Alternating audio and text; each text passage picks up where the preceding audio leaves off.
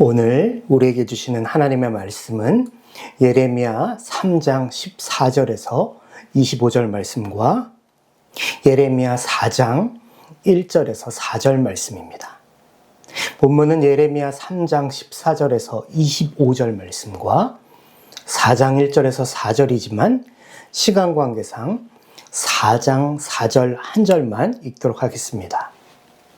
유다인과 예루살렘 주민들아, 너희는 스스로 할례를 행하여 너희 마음 가죽을 베고 나 여호와께 속하라.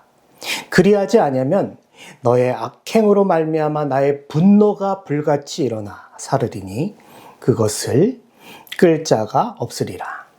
성도 여러분, 설교자인 제가 설교를 앞으로 이렇게 진행해 감에 있어서 이것은 중요한 내용이니 다시 한 번 더 설명을 드립니다. 유독 선지서라는 장르는 그 증거하는 핵심이 유사한 비슷한 패턴들의 말씀이 반복이 많습니다. 여기에서도 한 말씀이 여기에서도 반복되고, 그래서 제가 나중에 이렇게 반복된 성경 구절들은 이후에 제가 설교를 안 할 것입니다. 그런 이유에서 지난번 예레미야 3장 설교부터는 같은 내용의 본문은 이 덧붙여 묶어서 주의하고 설교하는 방식을 취하였습니다.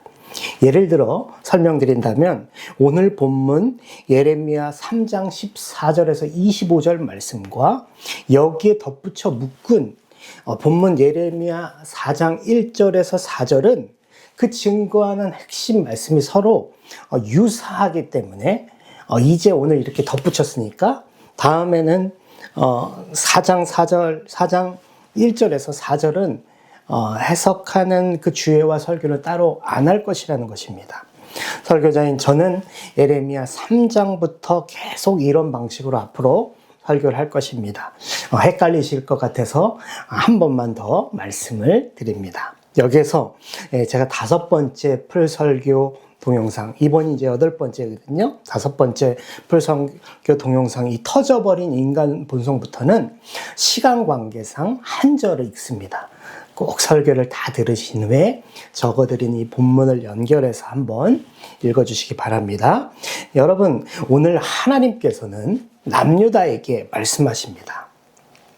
만일 내가 돌아오려거든 다시는 우상과 세상에 흔들리지 않는 마음으로 그것을 각오하고 오라는 것입니다. 그렇게 돌아오려거든 마음을 다 갈아엎어야 한다는 것입니다. 죄로 묵어버린 이 묵은 땅과 같은 세상을 열렬히 또 사랑하고 또 그에 따라 많이 염려하는 가시덤불과 같은 그런 밭이 되지 말고, 뿌리가 길게 뻗지 못해 이렇게 말씀으로 인한 박해가 올 때 예수님과 교회를 곧 배반하는 돌짝밭과 같은 그런 마음도 되지 말고 마음을 다 갈아엎어 좋은 밭, 이 옥토가 되어야 한다고 오늘 말씀하고 있어요. 그렇게 마음밭을 다 갈아엎는 것과 동시에 또 돌아오려거든 스스로 마음의 할례를 행하여 죄를 끊으라는 것입니다.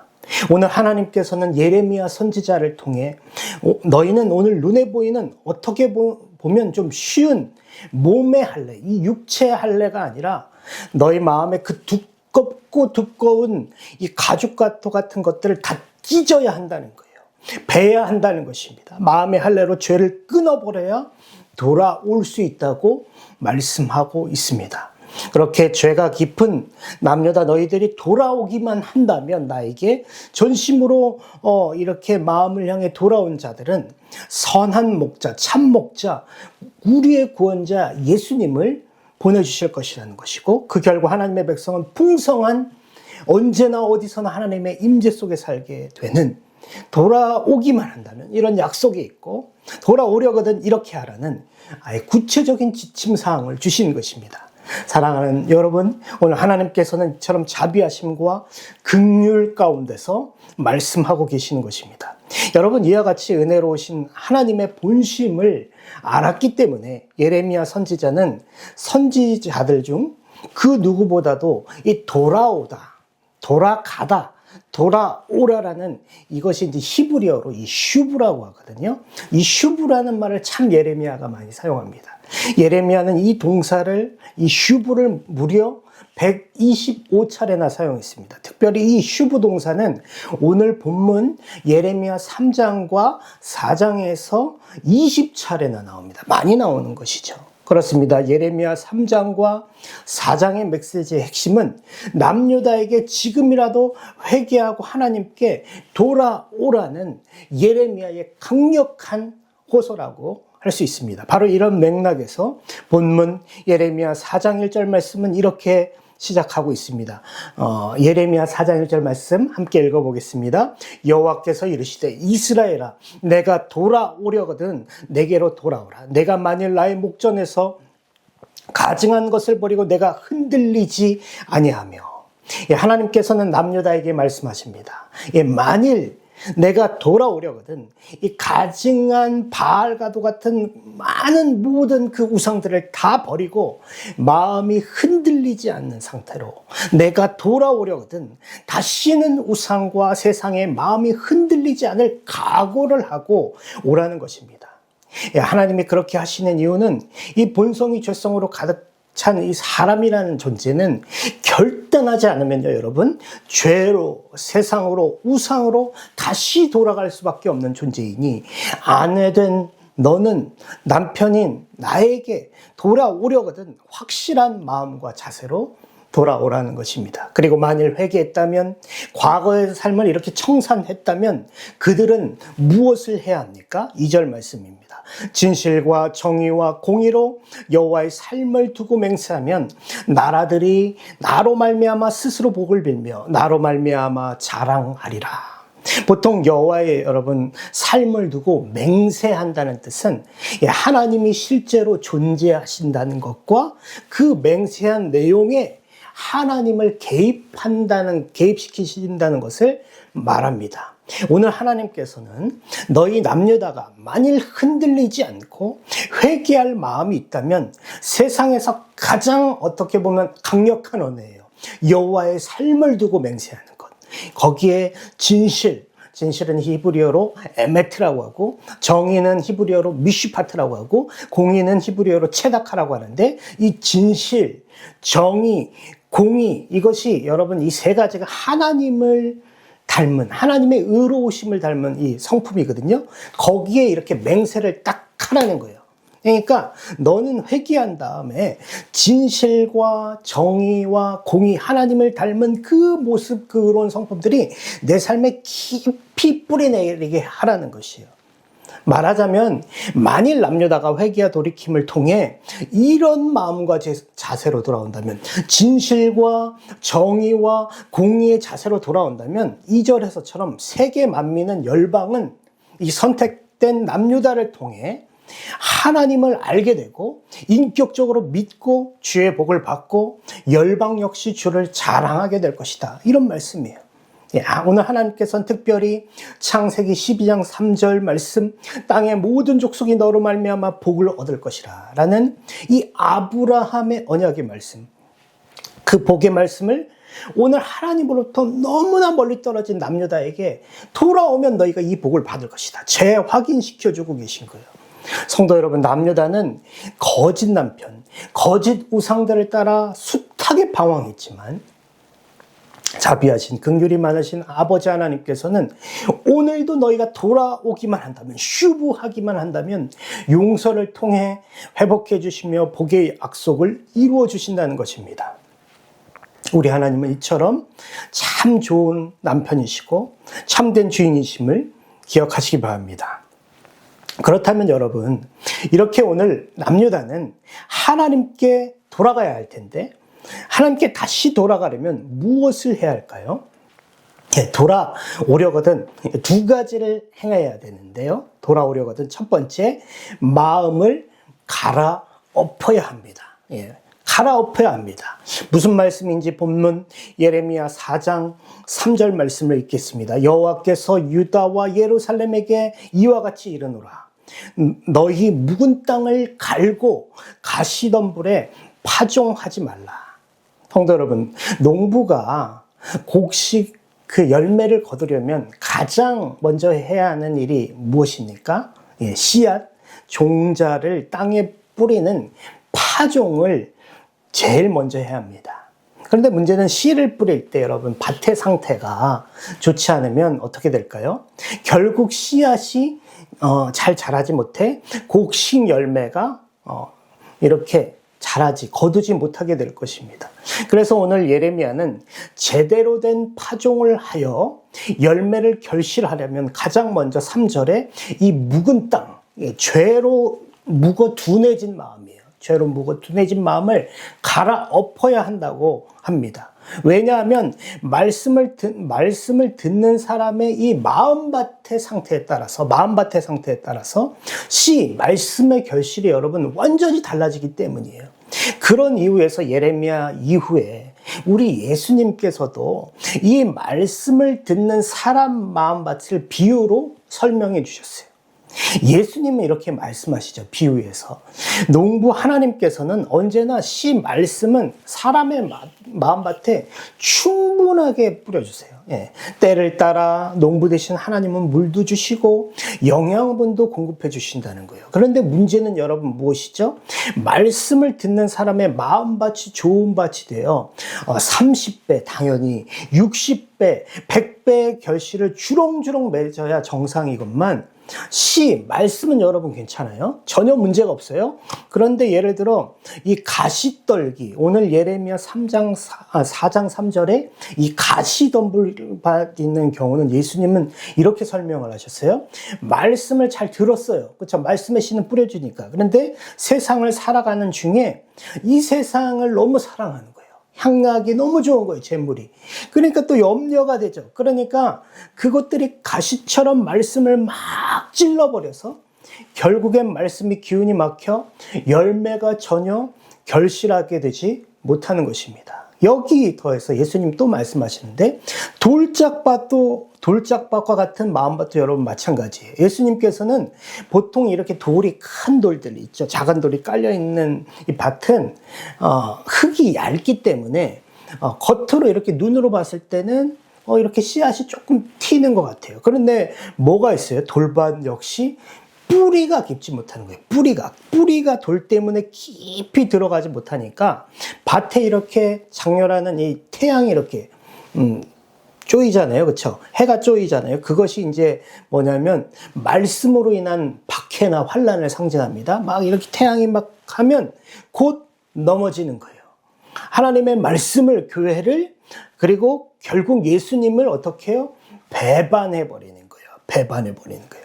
사람의 마음밭에 하나님의 말씀이 깊이 뿌리 내려야 되는데 뿌리를 내리지 못하니까 끝까지 자기 믿음조차 책임지지 못하는 경박해지고 만한 신앙이 되고 만다는 것입니다.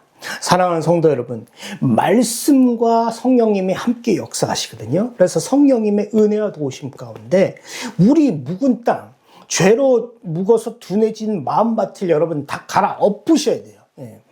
여러분, 농부 하나님께서는 아까도 말씀드렸지만 좋은 생명에 말씀의 씨를 던져주지 않으신 적이 없어요.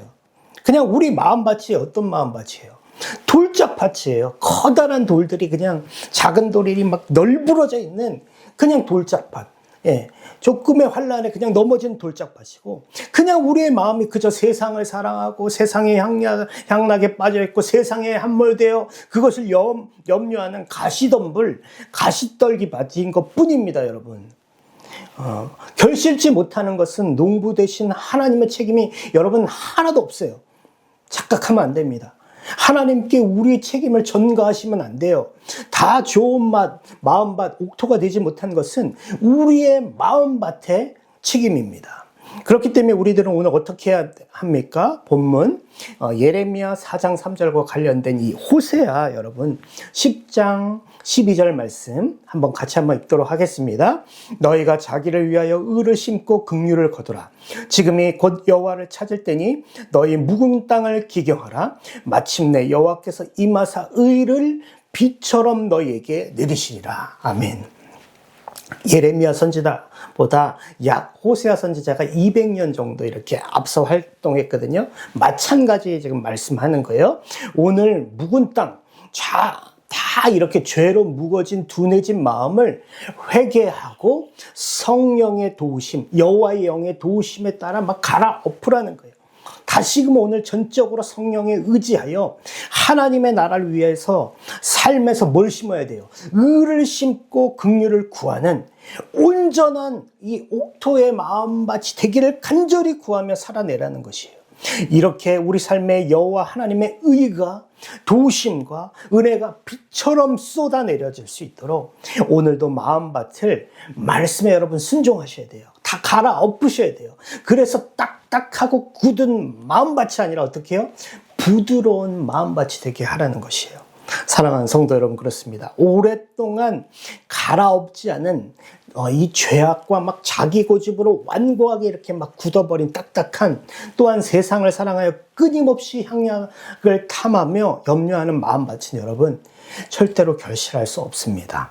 예, 하나님께 정상적으로 돌아갈 수 없어요. 그렇기 때문에 오늘도 농부 되신 하나님께서 뿌려주시는 이 말씀의 씨에 대해서 우리가 마음문을 활짝 여셔야 돼요. 그리고 우리의 단단하고 굳은 땅을 성령님의 은혜와 도우심에 이 쟁기로 마음밭을 막 다 갈아엎게 되기를, 그렇게 돼서 주님께 다시 또 돌아가게 되시는 여러분 되시기를 주님의 이름으로 축복합니다. 부드러운 마음밭이 된다면 분명 예수님께서 말씀하신 것처럼 말씀을 통한 우리 삶에 30배, 60배, 100배의 결실이 맺혀서 우리 가정에, 우리 학업에, 우리 직장에, 우리 사업장에, 우리 나라에 있게 될 줄을, 그 열매가 있게 될 줄을 간절히 소망합니다. 예레미야는 이렇게, 예수님은 또 호세아는 하나님께 돌아가려면 어떻게 한다고요? 마음을 첫 번째 갈아엎어야 된다. 그리고 동시에 우리가 이 마음밭을 갈아엎는 것과 동시에 우리는 하나님께 돌아오려면 무엇을 해야 합니까? 죄를 끊어야 합니다. 예, 죄를 끊어야 돼요. 어떤 말씀인지 본문 예레미야 4장 4절 말씀을 함께 읽겠습니다. 유다인과 예루살렘 주민들아, 너희는 스스로 할례를 행하여 너희 마음의 가죽을 베고 나 여호와께 속하라. 그리하지 아니하면 너희 악행으로 말미암아 나의 분노가 불같이 일어나 사르리니 그것을 끌 자가 없으리라. 여러분, 이 할례가 여기서 나오는데 영어로 circumcision이라고 합니다. 이 할례를 일단 저는 여기 구약 이스라엘 역사에 한정해서 설명드릴 거예요. 제가 여기서 할례를 구약 이스라엘 성경 역사에 한정해서 설명드린다고 말하는 이유는, 실제로 여러분이 할례라는 행위가 아주 오래전부터 이스라엘 말고도 이방 나라들, 예를 들어서 뭐 고대 이집트나 에돔이나 모압이나 이 콜키스라는 곳, 또 에티오피아, 호주 원주민, 아프리카 원주민 등 광범위하게 그들의 문화적으로, 민속적으로, 또 위생적인 목적으로 생식기의 일부를 자르거나 제거하는 의식 또는 시술을 많이 있었어요. 그리고 보통 이방 나라들이 할례를 왜 했냐면, 이 결혼을 앞둔 남성으로서의 피 흘림을 통해서, 이 피를 흘려서 생명을 창조하고 성기를 신성화시키고 위생상 아까의 수단, 그리고 사회 성원으로서 이 자격을 얻는다는 성인식의 의미로 할례를 행했습니다. 쉽게 말해서 여러분, 할례가 구약 이스라엘 땅에 있었던 것만이 아니라 할례는 많았거든요. 그래서 저는 뭐예요? 여기서 성경 이스라엘 역사에 한정해서 할례를 설명해 드린다는 것을 먼저 밝힙니다. 아무튼 이방 나라들이 할례를 뭐 어떻게 어떤 목적으로 했든지 간에 중요한 건 우리에게 뭐예요? 이 성경 이스라엘 구약 역사의 할례가 중요할 거 아니에요.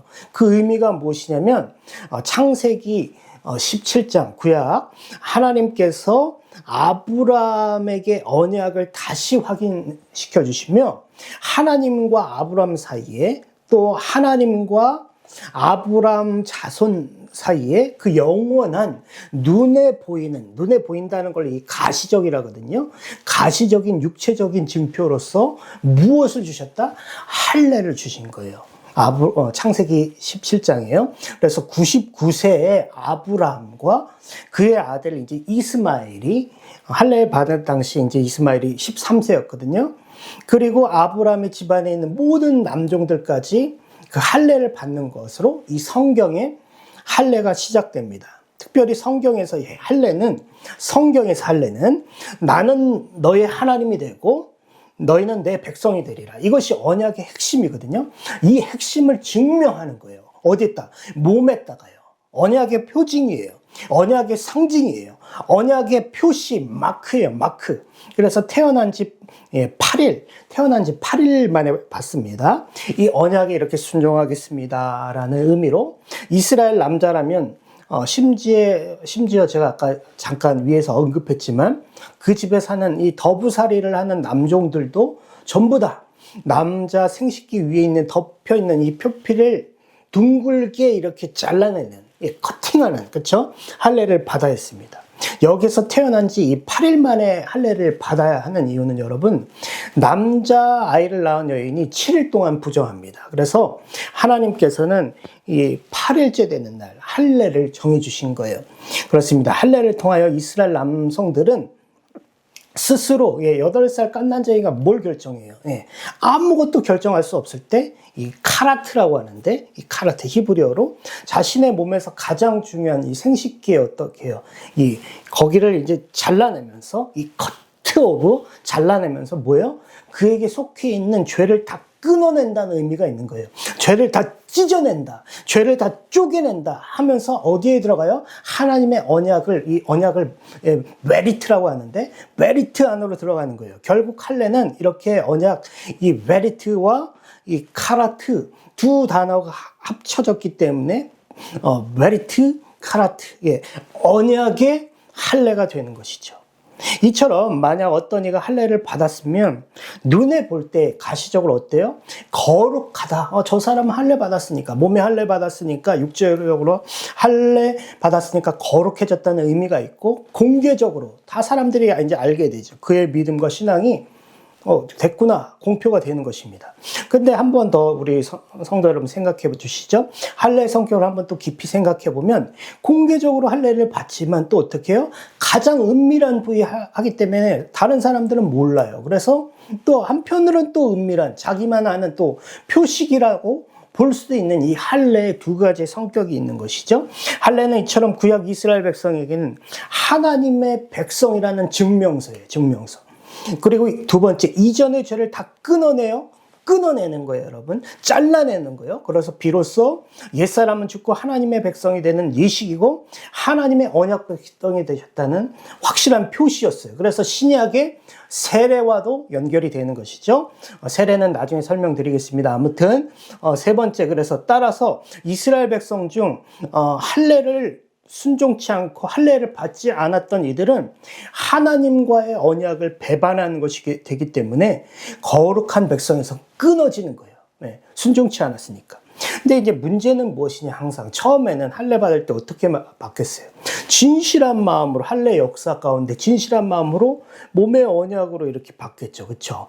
하나님의 영원한 언약으로 내 몸에 하나님의 언약을 새긴다는 마음으로, 죄를 끊겠다는 마음으로 다짐했던 언약의 징표였던 할례가 시간이 갈수록 어떻게 되겠어요, 여러분? 관습에 그쳐버리는 거예요, 이스라엘에. 점점 형식적이고 외식적으로 꾸며지는 것, 겉으로 꾸며지는 것만 되는 거예요. 자신이 선민이에요. 거룩한 선민. 선택된 백성이라는 자랑과 우월감이 뭘 통해서 나타나는 거예요? 할례를 통해서 나타나는 거예요. 그런데 삶 속에서 하나님께 대한 믿음과 진실과 공의와 정의는 다 잃어버리게 되는, 그렇게 유기 할례가 오히려 뭐가 되는 거예요? 이 언약의 도구가 뭐가 되는 거예요, 여러분? 타락해버리는 도구가 되는 거예요. 그 시점으로는 여러분, 이 육체 할례가 하나님과의 언약을 지킬 수가 없는 거예요. 이해가 되시죠? 육체적인 할례만으로 하나님을 기쁘게 할 수 없었던 것입니다. 슬픈 현실이지만 육의 할례가 그저 할례만 받으면 그렇게 되는 것이죠. 내가 다 하나님의 백성이고 아무렇게나 살아도 뭐예요? 내 몸에 할례가 있기 때문에, 내 몸에 언약이 새겨져 있기 때문에 내가 복된 언약 안으로 들어간다고 매우 착각하게 만들어버리는 것입니다.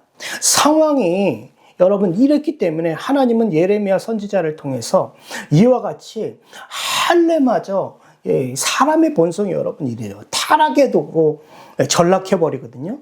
인간의 본성이 이렇게 극도로 타락합니다. 이 사악함을 아시고 여러분 마음의 할례를 성경을 잘 보시면 예레미야에서 먼저 말한 게 아니라 신명기에서 먼저 말했습니다. 신명기에서 이미 말씀하셨어요. 신명기 10장이나 뭐 30장 같은 경우에 이미 말씀하셨거든요.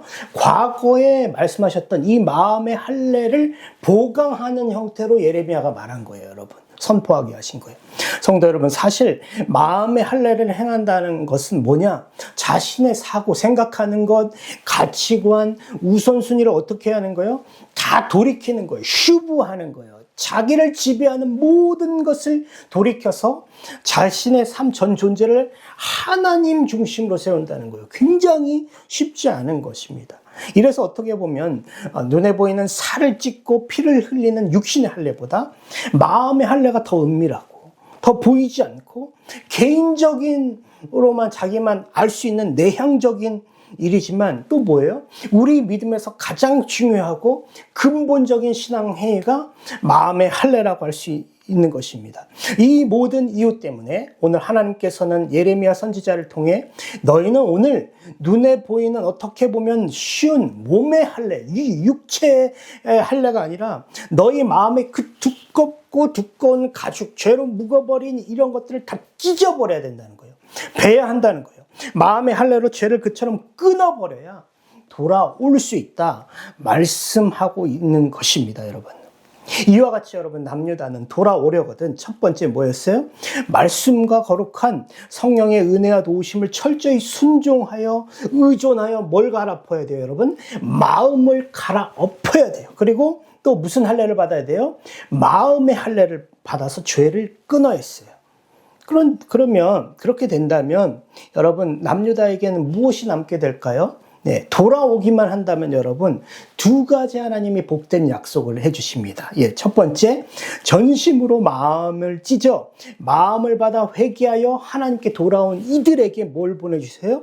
참 선한 목자, 구원자 예수님을 보내줄 것이라고 말씀합니다. 본문 예레미야 3장 14절 말씀입니다. 함께 읽겠습니다. 여호와의 말씀이니라. 배역한 자식들아 돌아오라. 나는 너희 남편임이라. 내가 너희를 성읍에서 하나와 족속 중에서 둘을 택하여 너희를 시온으로 데려오겠고, 우리를 사랑하시고 언제나 돌아오길 원하시는 긍휼과 자비가 한없이 많으신 하나님께서는 선지자 예레미야를 통해 지금 당장이라도 말씀을 보시면 예레미야 말씀을 보시면 막 진노와 저주와 심판을 퍼부었을 것처럼 막 하시지만 말씀을 한번 잘 보세요. 14절 호칭이 어떻게 또 변해요? 자식이라고 얘기하는 거예요. 자녀. 여러분 하나님의 이 본 마음입니다. 이혼을 했어요. 그렇죠? 이혼을 했잖아요. 지난번에 막 이혼을 할 만큼 막 무상 따라갔잖아요. 근데 나는 너희 남편이라는 거예요, 여러분. 하나님의 본심입니다.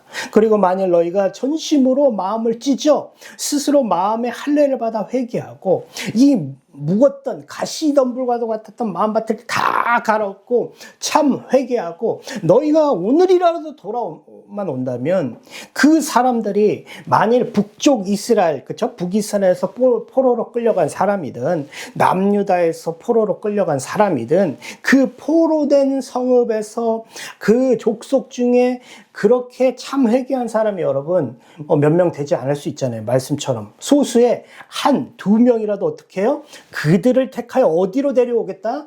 하나님의 가장 사랑하시고 복을 주시고 하나님의 백성의 영적인 고향인 하나님의 모든 약속의 원료인 어디요? 시온으로 데려오겠다. 바로 예루살렘으로 다시 데려오겠다는 거예요. 죄악을 행하여 잠시 포로로 잡혀가겠으나 거꾸로 트림을 당한 것 같아 보이겠지만 거기에서라도 마음을 갈아엎고 스스로 마음의 할례를 행하여 죄를 끄는 자에게는 회복을 하나님께서 여러분 말씀해주고 계심을 믿으시길 바랍니다. 여러분 그리고는 하나님의 복은 회복의 약속은 그저 예루살렘 시온으로 데려오는 것에 또 멈추지 않습니다. 중요한 말씀입니다.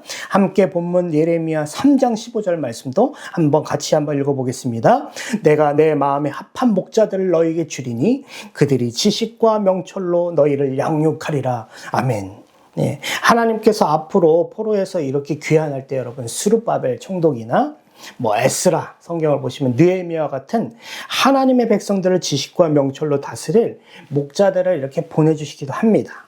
성도 여러분, 그러나 이 3장 15절 말씀은 궁극적으로 전심으로 마음을 찢어 마음의 할례를 받아 회개하여 하나님께 돌아온 이들에게 여러분 누굴 보내주신다는 거예요. 누굴요? 십자가로 말미암아 우리를 죄에서 제2의 출애굽을 시키신 모세를 뛰어넘는, 여러분 다윗을 뛰어넘는 하나님의 거룩한 기름 부음을 받다가 이제 메시아거든요. 히브리어는 이 메사흐고 헬라어는 크리스투스. 네, 그리스도. 예수님을, 참 선한 목자 예수님을 그들에게 보내주신다는 거예요. 앞으로 하나님의 말씀과 성령이 주시는 은혜와 도우심 가운데 그 마음의 할례를 받은, 마음을 찢는, 마음을 갈아엎어버린 자에게는 그동안 성경의 역사상 여러분 모세도 못합니다. 모세도 안 돼요. 그렇죠? 다윗도 안 돼요. 그 어떤 누구도 그 백성들을 명철과 지식의 길로 제대로 인도한 참 목자가 될 수는 없습니다. 그런데 그것을 본질상 진노의 자식이었던 우리를 명철과 구원과 정말 지식의 길로 인도하실 분은 누구예요? 참 목자, 선한 목자 예수님이 우리의 구원자 되실 것이라는 것이에요. 그렇기 때문에 약속의 말씀 한번 읽어보죠. 요한복음 10장 11절 또 11장 25절에서 26절 말씀을 연결해서 같이 한번 읽어보겠습니다. 시작. 나는 선한 목자라 선한 목자는 양들을 위하여 목숨을 버리거니와 예수께서 이르시되 나는 부활이요 생명이니 나를 믿는 자는 죽어도 살겠고 무릇 살아서 나를 믿는 자는 영원히 죽지 아니하리니 이것을 내가 믿느냐. 아멘. 성도 여러분, 그렇습니다. 말씀과 성령을 통하여 마음을 갈아엎고 그 죄된 마음을 찢어 마음의 할례를 받은 이들에게 참 목자, 선한 목자 되신 예수님께서는 그 양들을 위해 자기 생명을 십자가에 버리심으로 우리를 구원하셨고 부활을 통해 또 영원한 생명을 주셨습니다. 극악한 저주의 죄로부터 우리 예수님은 우리 모두를 제2의 출애굽시켜 주신 것입니다. 그러므로 지금 살아있는 상태로 예수님 믿으면 영원히 죽지 않는 영원한 생명을 누리게 되는 것입니다. 죽지 않는 거예요, 여러분. 영원한 시간에 영원한 형벌인 지옥에 안 가게 되는 저주를 벗는 삶이 되는 것입니다.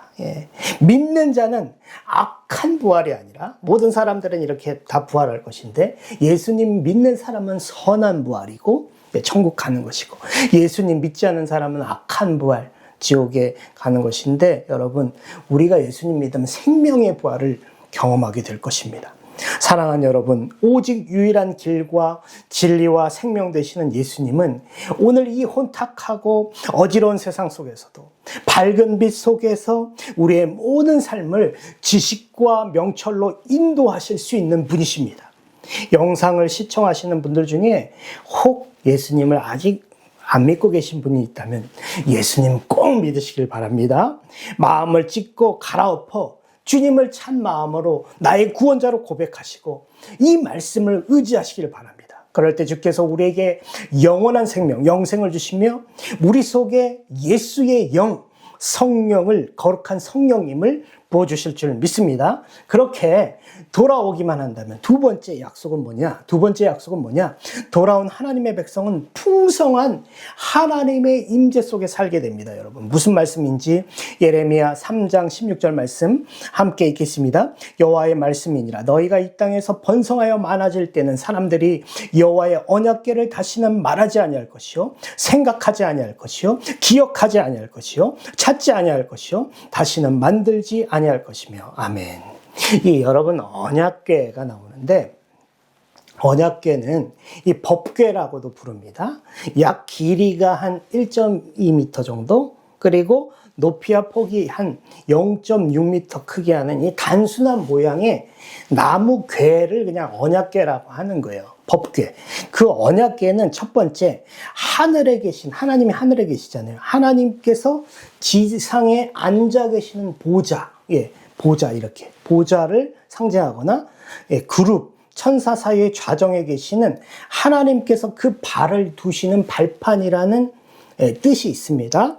특히 언약궤는 나무로 만들었는데 그 위에 금을 입혔어요.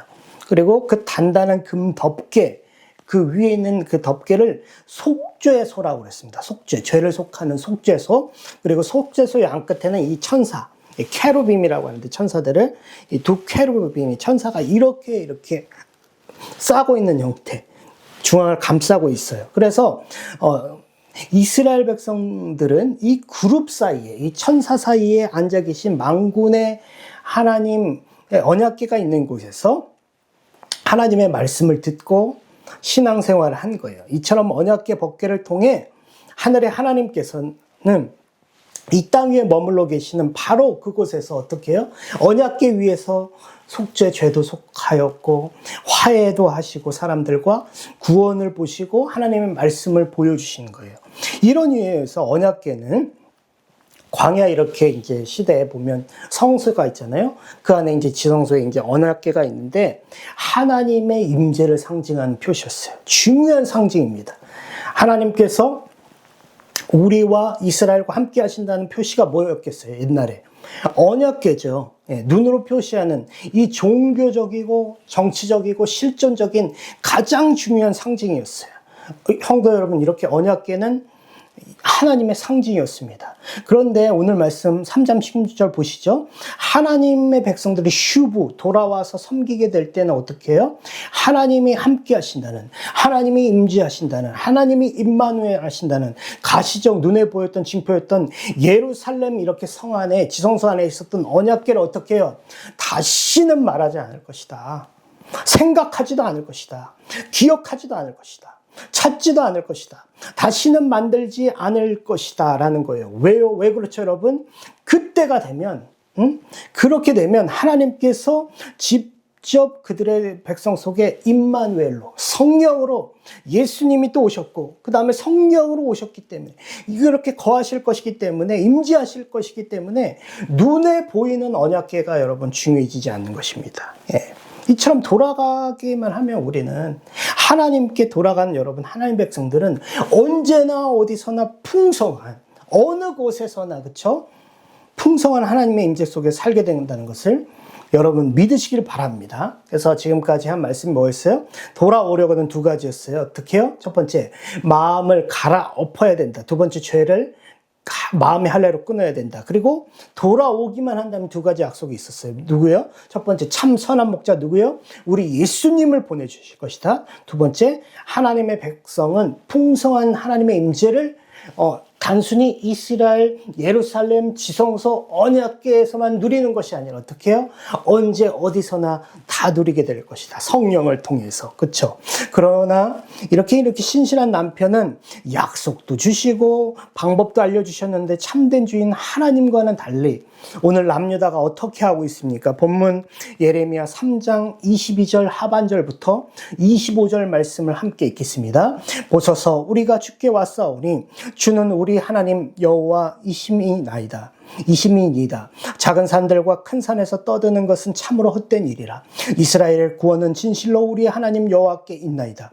부끄러운 그것이 우리가 청년의 때로부터 우리 조상의 사넓인 양떼와 소떼와 아들들과 딸들을 삼켜 싸운즉 우리는 수채 중에 눕겠고 우리의 치욕이 우리를 덮을 것이니 이는 우리와 우리 조상들이 청년의 때로부터 오늘까지 우리 하나님 여호와께 범죄하여 우리 하나님 여호와의 목소리에 순종하지 아니하였음이니이다. 예. 하나님께서는 오늘 본문의 남유다에게 그들이 진실로 회개하는 이른바 죄를 끊어버리며 마음밭을 새로 다 갈아엎으면 뭐예요? 너무나 귀한 복, 예수님과 풍성한 하나님의 임재를 분명히 경험하는 복을 주시겠다고 약속하셨어요. 그런데 22절부터 25절 한번 보세요. 남유다 여러분 고백을 한번 보세요. 고백을 겉으로 한번 보세요. 표면적으로만 보세요. 아주 절절합니다. 그렇죠? 여기가 중요해요. 겉으로만 보면 회개하는 듯이 보여요. 그렇죠? 바알과 같은 우상들을 버리고 거짓 남편 다 버리고 하나님께 돌아오는 듯 보입니다. 하지만 사랑하는 성도 여러분, 이들이 진정 마음을 찢어 스스로 할례를 행했을까요? 안 행했을까요? 매우 안타깝지만 기회와 시간을 주셨음에도 불구하고 안 한 겁니다. 거짓으로 마음을 찢겠다는 신용만 하고 위선적인 고백한 것으로 보입니다. 아니, 지금 말씀을 이렇게 하잖아요. 그 증거가 뭐예요? 그 증거가 뭐죠? 참 마음을 찢고 할례를 했다면, 분명히 그랬다면 여러분, 예레미야가 이후에, 4장 이후에 활동했을까요? 안 했을까요? 안 하죠. 회개하면 회복이 시작되는데요. 약속 주셨잖아요. 하나님이 도와주신다고 하셨잖아요. 임재하신다고 하셨잖아요. 그런데 안 한 거예요. 그래서 어떻게 해요? 바벨론 포로까지 끝까지 잡혀가는 거예요. 한마디로 마음을 찢는 죄를, 마음을 갈아엎은 회개는 없었던 것으로 보이고 그렇게 된 것입니다. 사랑하는 성도 여러분, 그렇습니다. 우리도 오늘 남유다처럼 여러분 보통 마음밭을 다 갈아엎지 못합니다. 왜 그럴까요? 어째서 스스로 하나님 앞에서 죄를 좀 끊어내고 이 마음을 찢는, 그리고 하나님께 가는 마음의 할례를 통하여 하나님께로 왜 우리가 돌아가지 못할까요? 무엇 때문에 자꾸 이 목이 꼿꼿한, 출애굽기와 신명기 나오는데 교만한 사람이 되어갑니까? 답은 간단해요. 첫 번째, 그냥 하나님 나라보다, 하나님 교회보다 내가 가장 귀해서 그런 겁니다, 여러분. 변명할 것이 없어요. 사랑하는 성도 여러분, 특히 지금 우리가 예레미야서 이스라엘 역사를 통해 계속 이제 설교를 보고 있잖아요. 저나 성도님들이, 우리 성도님들이 이스라엘 역사에서 잊지 말아야 중요할 것이 있습니다. 그건 뭐냐? 결국 인간으로서는 실패한다는 거예요, 여러분. 안 돼요.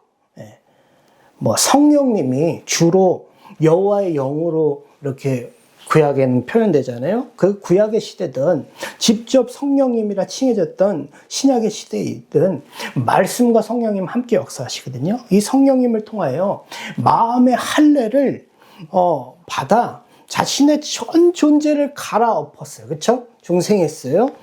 그런데 또다시 우리가 또 하나님 앞으로 오늘을 살아내기 위해서 오늘 다시 십자가와 부활을 의지하셔야 돼요, 여러분. 오늘 또다시 계속해서 마음의 할례는 계속 끊임없이 받아야 하는 것입니다. 한 번 하고 끝나는 것이 아닙니다, 여러분. 마음을 찢고 하나님 앞으로 또다시 돌아가야 합니다. 참으로 오늘 또다시 이 마음을 갈아엎지 않고는 여러분, 우리 본성이 그래요. 계속 말씀드리잖아요. 죄성으로 가득 찬 인간으로서는 여러분 실패할 수밖에 없습니다. 오늘날로 한번 적용해 볼까요, 여러분? 자기 부인과 십자가 없는, 막 내 속에 막 다른 사람들이 모르는 막 요컨대 막 중독된 여러 가지 죄들 있잖아요. 이런 것을 하나도 끊어내지 않아요. 끊어내지 않고 어떻게 돼요? 묵은 마음밭으로 그냥 사는 거예요. 그냥 감추고.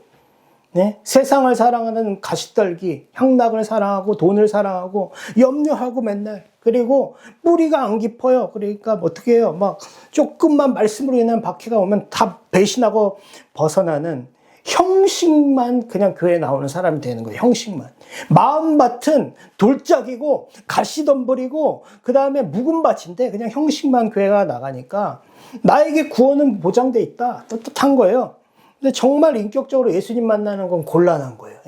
그건 별론 거예요. 그러니까 교회 하나님 나라를 위해 시간 사용이나 재정 사용이 여러분 아까워지는 것입니다. 그러다 보면 보통 그렇게 되면 이제 주일날 거의 이제 딱 하루 거의 뭐 조금의 시간을 하나님께 써놓고 어떻게 생각하냐? 내가 형식은 했으니까요. 내가 형식을 지켜줬으니까 다 된 거 아니냐는, 그저 지독하게 형태만 남는 하나님 앞에서 뻔뻔한 하나의 종교인으로 전락할 수밖에 없는 것입니다. 여러분, 마음의 할례를 받지 않으면, 마음을 찢지 않으면요. 여러분, 그러나 성경에서 자기 의와 자기 자랑과 자기 역사에, 자기 몸의 할례, 육체적인 할례에 대해서 우월감을 가졌던 남유다 어떻게 돼요, 여러분? 결국 마음의 할례를 받지 못하고 마음을 찢지 않아서 망하는 것을 우리가 보지 않습니까? 예수님 시대도 마찬가지잖아요. 자기 의로 가득 찼던, 마음의 할례를 받지 않았던, 마음을 찢지 않았던, 몸의 할례는 철저하게 받았죠. 근데 마음을 찢지 않았던 이들이 누구죠? 대표적으로 바리새인들, 마음의 할례를 거부한 바리새인들. 자기 부인이 없어요.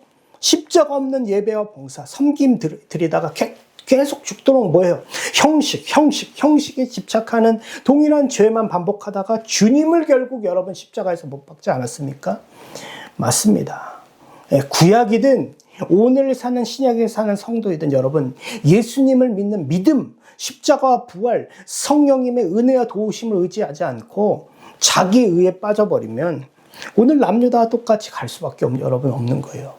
지난 설교에 이제 제목이 이제 한 100년 지나도 되는가, 여러분 한번 참고해 주세요. 여기서 지난 설교처럼 예수님을 오히려 믿는 시간이 길어졌는데 나는 어떻게 생각하냐면 100여 년 전에, 한 136년 전에 망한 북이스라엘보다 나는 낫다. 응? 나는 몸에 뭐예요? 육체 할례를 8일 만에 태어난 지 받았기 때문에 나는 태어날 때보다 이방인보다 거룩하다. 나는 선민으로 선택되었다.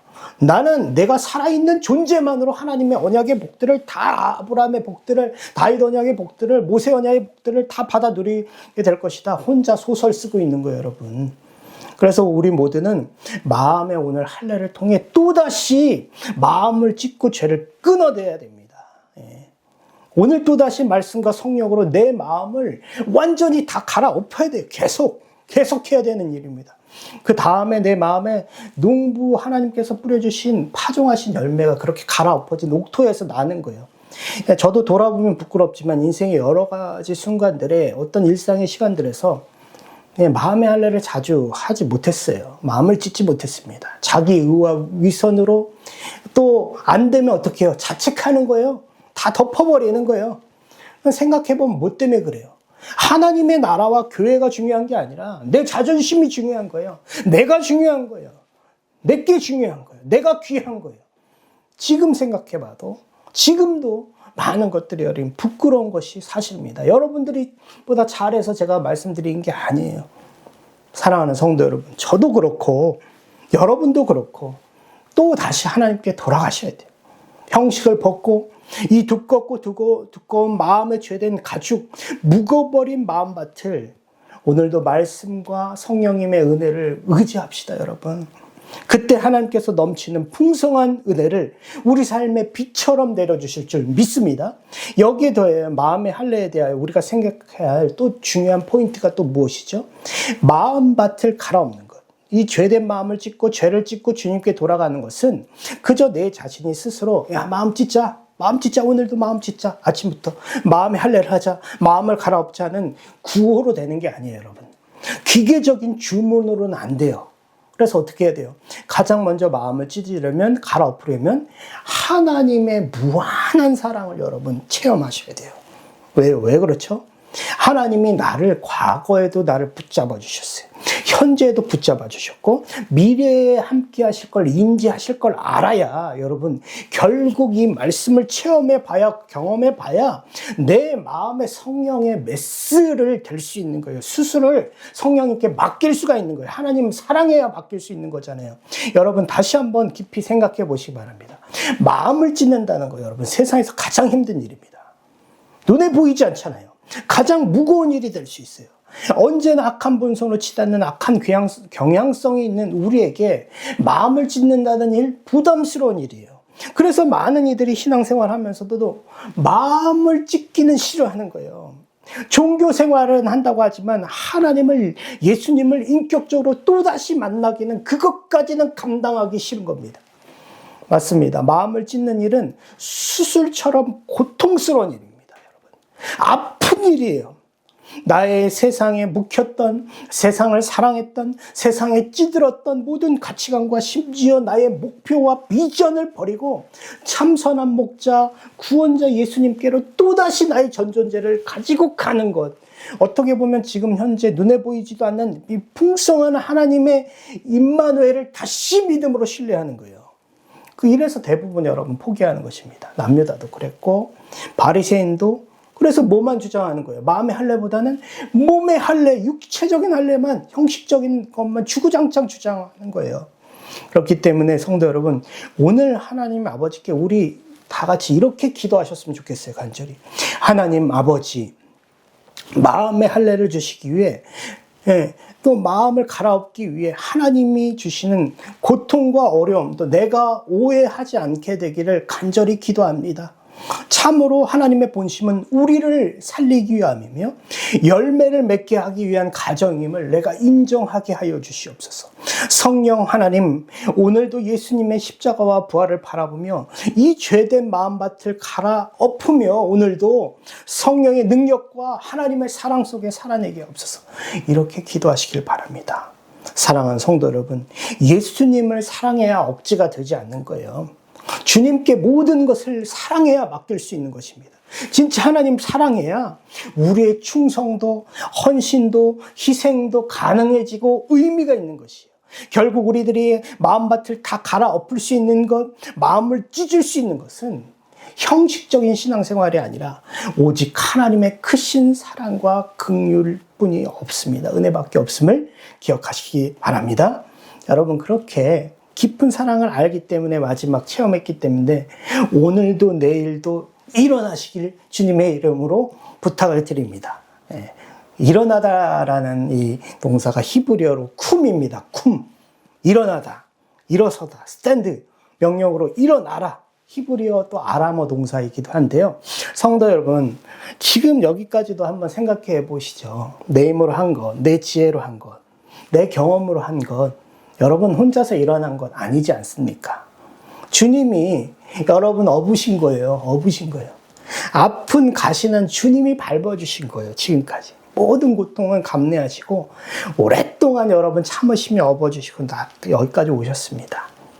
주님이 여러분 우리 함께 하시기 때문에 지금 우리 삶에 풍성히 임재하시기 때문에 여러분도 믿음으로 끝까지 마음을 찢어가며 때로는 그래서 많이 힘들고 고통스럽지만 열매를 맺고 오늘도 일어날 힘이 있는 거예요. 여러분 완주하실 것을 바라보며 갈 수 있습니다. 그래서 깊은 사랑을 알기 때문에 여러분 오늘도 일어나 하나님께로 가시길 바랍니다. 바라옵기는 예수 그리스도께 오셔서 함께 우리 좀 마음을 찢어가며 마음의 할례를 행하며 오늘 또 죄악을 끊으며 결국은 나 자신보다는 뭐가 중요해야 돼요? 하나님 나라와 교회가 가장 귀해지는 여러분 되시길 바랍니다. 예, 함께 동참하시면 목사인 제가 뭐 이뤄가는 게 아닙니다.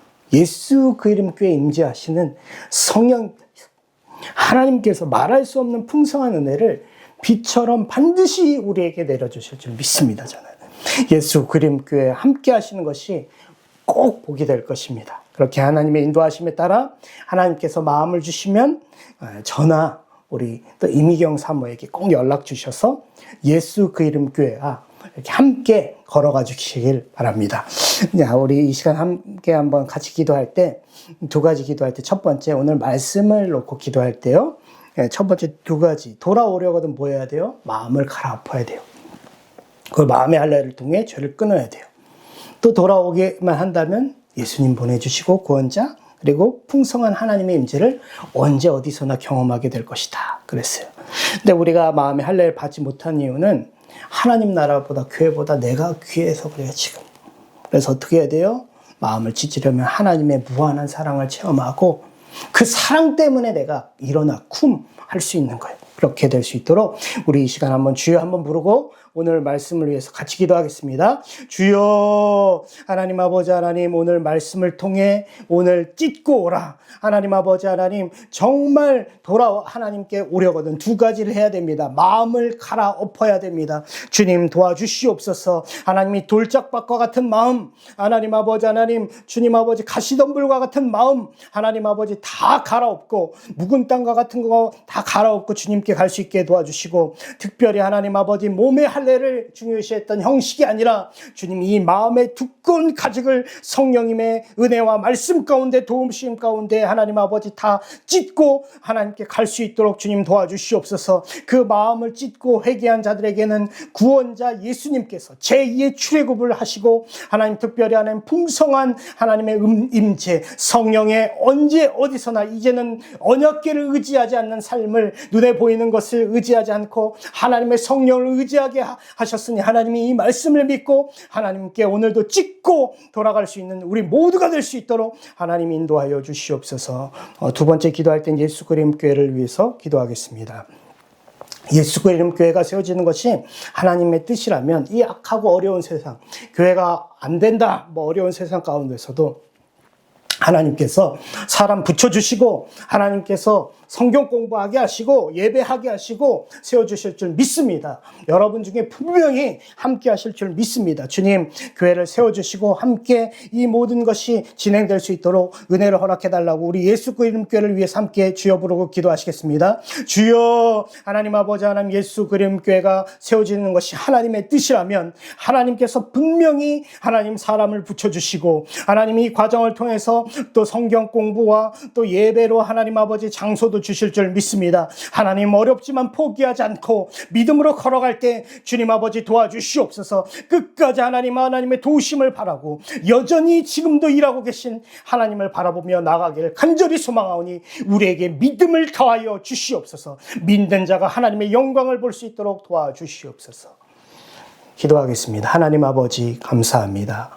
오늘 이스라엘은 남유다는 끝까지 계속 하나님을 벗어나고 거짓 우상 바알을 섬기지만 하나님께서는 너희가 돌아와라, 슈브해라, 정말 이 묵은 밭을 기경하고 돌짝을 걷어내고 가시덤불을 걷어내고 마음의 할례만 받고 돌아온다면, 죄를 찢는다면 정말 예수님 보내주시고 그래서 제2의 출애굽도 하게 하시고 하나님의 풍성한 임재를 언제 어디서나 성령으로 경험하게 하신다는 그 풍성한 복을, 하나님의 약속을 기다립니다. 주님 아버지, 그러나 이스라엘 남유다는 가지 않았지만 우리는 걸어갈 수 있게 하시고 중생한 사람으로서 또다시 주님의 귀한 아버지 명령에 따라 하나님 아버지, 하나님 인간으로는 되지 않는다는 것을 기억하고 성령에 의지하여 마음을 찢고 주님 앞에 다시 나갈 때 하나님 역사하여 주시옵소서. 예수 그리스도 교회도 하나님의 때에 하나님께서 하나님의 방법으로 하나님의 사람들을 붙여주셔서 세워주실 줄 믿습니다.